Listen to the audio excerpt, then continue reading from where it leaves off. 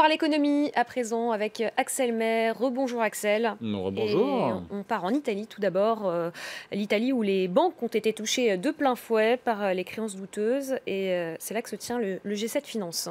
Oui, les ministres des Finances des pays les plus industrialisés de la planète se retrouvent demain et samedi à Bari, la capitale des Pouilles, dans le sud de la péninsule, alors que la santé du système bancaire italien suscite toujours des inquiétudes. Les banques italiennes concentraient en 2016 un tiers de l'ensemble des créances douteuses de la zone euro. Et les petits épargnants ont souffert. Reportage de la correspondante de France 24 en Italie, Natalia Mendoza. Perché dans les montagnes du massif des Apennins, un village, Chiusi della Verna, devenu aujourd'hui l'un des symboles des dérives du secteur bancaire italien. Ici, une personne sur trois a perdu ses économies volatilisées. En cause, la banque Etruria, la seule banque du village. C'est là que Mario Valenti avait déposé toute son épargne. Un jour, le directeur de la banque Etruria m'a dit « Écoute Mario, ton argent ici ne donne aucun rendement. La banque veut faire quelque chose pour toi, quelque chose de bien. » Et il l'incite à acquérir des actions et des obligations subordonnées de la banque. Pourtant, quelques mois plus tard, Mario et nombreux autres retraités du village perdent l'argent investi dans ces placements. Etruria et 3 autres banques sont liquidées et au total près de 800 millions d'euros partent en fumée. Aujourd'hui, un avocat engagé par la mairie représente de nombreux épargnants. Les dirigeants de la banque savaient que des produits à haut risque étaient vendus à des personnes qui n'avaient pas le profil juste. Ils ont construit toute une architecture mensongère. Face à la révolte des clients ruinés, un fonds de solidarité a été mis en place pour les rembourser partiellement au cas par cas. Les responsables de la banque, pour leur part, devront répondre devant les juges. Ils sont accusés d'escroquerie aggravée et banqueroute frauduleuse. Voilà, et après le sommet du G7 Finances dont je vous parlais en lancement de ce sujet, Claire, c'est le sommet du G7 des chefs d'État qui se tiendra fin mai en Italie. Et là, ce sera en Sicile. Évidemment, on le suivra dans le journal de l'économie. On fait un point tout de suite sur l'ouverture des marchés européens. Quelle est la tendance ? Eh bien, on annonçait une tendance, en tout cas pour la place parisienne, plutôt positive avant l'ouverture de ces marchés. Et pour l'instant, les pronostics sont en train de se réaliser. Plus 0,10% pour le CAC 40. Même hausse du côté de l'Allemagne à Francfort. En revanche, à Londres, petite baisse du FTSE. En Asie, la bourse de Tokyo a fini en nouvelle hausse, portée par un yen faible, plus 0,31% pour le Nikkei. Et puis à Shanghai, l'indice composite qui était en baisse toute la journée a finalement terminé là aussi en légère hausse, plus 0,13%.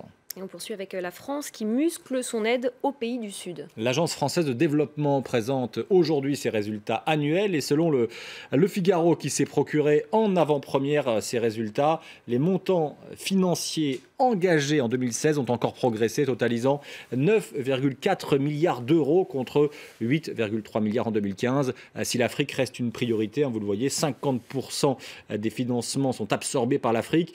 L'AFD, l'Agence française de développement, intervient de plus en plus dans les pays émergents sur des projets à forte dimension environnementale, comme les transports propres à Lima au Pérou ou les projets de prévention des catastrophes aux Philippines.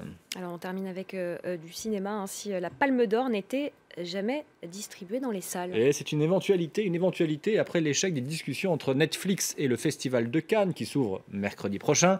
La plateforme américaine diffusée sur abonnement à la télévision a produit 2 films sélectionnés à Cannes et qui potentiellement peuvent donc recevoir la prestigieuse Palme d'Or, mais Netflix refuse que ces films soient diffusés dans les salles. En l'absence d'accord, le Festival international du film a annoncé hier une modification de son règlement pour l'an prochain, qui imposera désormais ce nouveau règlement une sortie dans les cinémas français pour tout film qui souhaite concourir en compétition.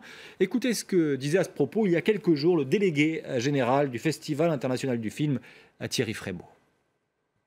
Ce n'est pas Netflix qui nous a proposé des films, mais 2 producteurs américains avec lesquels les festivals a l'habitude de travailler est venu nous proposer des films qu'on a retenus en compétition et qui se trouvent être des films financés par une plateforme dont la raison d'être est de ne pas sortir les films en salle.